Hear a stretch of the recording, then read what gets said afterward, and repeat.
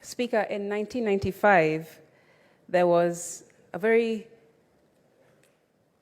poignant piece of wisdom that was birthed into the earth by an unsuspecting group of young women, black, and also musicians, Mr. Speaker.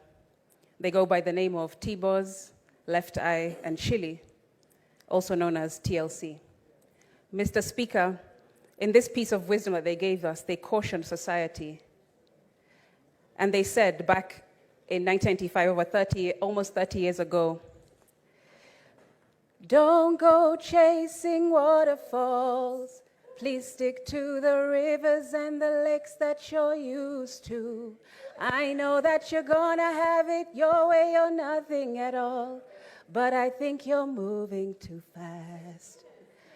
Mr. Speaker, TLC, in their wisdom, foresaw moments like this, whereby sometimes we see a split in our world between two types of people: those who don't know how to start making money and those who don't know when to stop making money.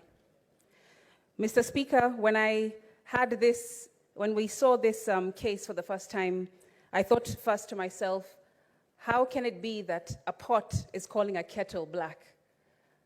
Two criminals, seemingly, are coming up before the Senate. But it took me to the Evidence Act, Section 141, which talks about accomplices and says, an accomplice shall be a competent witness against an accused person under conviction, shall not be illegal merely because it proceeds upon the uncorroborated evidence of an accomplice.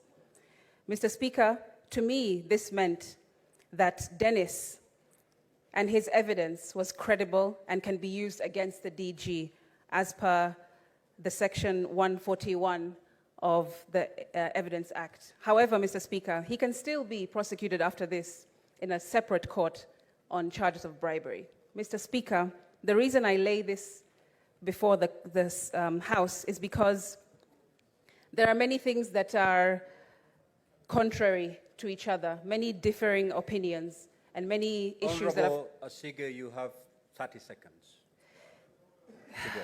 Mr. Speaker, let me just finish by saying that this should be a lesson to all. It should be a lesson to all about money and how money can tear through families and how money can rip through communities and how even what happens behind closed doors and in communities that is not solved for can and unfortunately has landed on this national platform in front of the Senate, Mr. Speaker, and that is extremely unfortunate. I would not wish to see the time where my own parents, those who gave birth to me, nurtured me, and